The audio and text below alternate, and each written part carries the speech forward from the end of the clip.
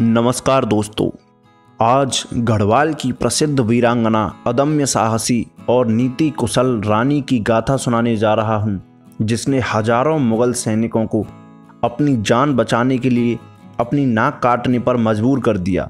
यह बात है 16वीं शताब्दी की।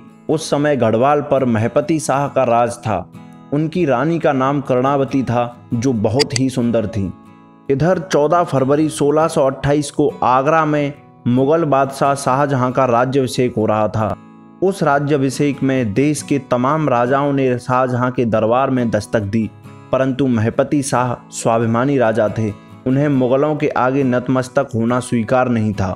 महपति शाह के राज्याभिषेक में ना जाने से शाहजहां बहुत क्रोधित था तथा उससे किसी ने कह दिया था कि गढ़वाल की राजधानी श्रीनगर में सोने की खदानें हैं। यह सुनकर शाहजहां गढ़वाल को हथियाने के सपने देखने लगा, परंतु यह इतना आसान नहीं था, क्योंकि महपति शाह तथा उनके सेनापति रिखोला लोदी तथा माधो सिंह भंडारी बहुत ही ज़्यादा वीर तथा पराक्रमी थे।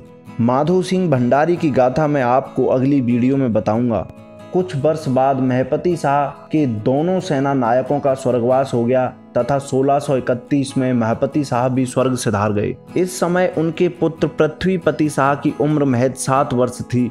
पृथ्वीपति शाह का राज्याभिषेक कराया गया, किंतु पृथ्वीपति शाह के बालिग होने तक राज्य की बागडोर रानी कर्णावती ने ही संभाली थी। जब यह खबर शाहजहां तक पहुंची तो उसने गढ़वाली रानी को कमजोर तथा अनुभवहीन समझकर गढ़वाल को हथियाने के उद्देश्य से नजावत खान की अगुवाई में सेना भेजी।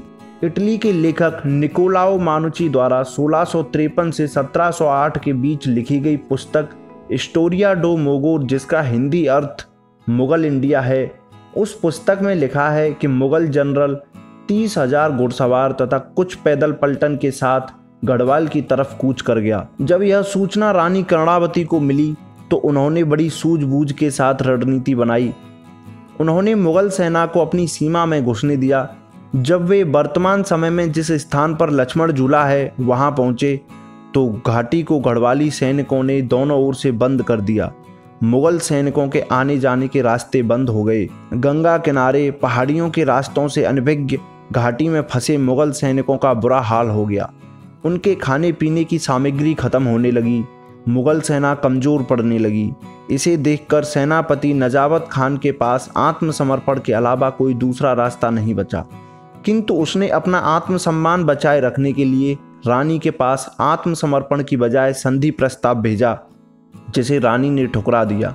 वह चाहती तो घाटी में फंसे सैनिकों को जान से मरवा सकती थीं, लेकिन रानी ने नजावत खान का गुरूर तोड़ने का एक नायाब तरीका निकाला। उन्होंने मुगल सैनिकों के पास संदेश भिजवाया कि उन्हें जीवन दान मिल सकता है, परंतु इसके लिए उन्हें अपनी नाक कटवानी पड़ेगी। मुगल सैनिकों ने सोचा कि जान जाने से तो नाक कटना बेहतर है। रानी का प्रस्ताव स्वीकार कर हजारों सैनिकों ने अपनी नाक कटवाकर आत्मसमर्पण कर दिया। तभी से रानी कर्णावती का नाम नाक काटी रानी अथवा नकट्टी रानी पड़ गया। अपनी नाक कटने से नजावत खान बहुत ही शर्मिंदा था। उसने आगरा की तरफ लौटते हुए रास्ते में ही शर्म के कारण आत्महत्या कर ली। शाहजहां ने बाद में अरीज खान को गढ़वाल पर हमला करने भेजा, पर वह भी दून घाटी से आगे नहीं बढ़ पाया। बाद में शाहजहां के बेटे औरंगजेब ने भी गढ़वाल पर कई बार आक्रमण किए, पर असफलता ही हाथ लगी। प्रिय दर्शकों, रानी के इस फैसले के बारे में तथा उनकी वीरता के बारे में अपने विचार हमें कमेंट करें तथा ऐसी ही महान गाथाओं को सुनने के लिए हमारे चैनल इनक्रेडिबल इंडियन हिस्ट्री को सब्सक्राइब करें। धन्यवाद।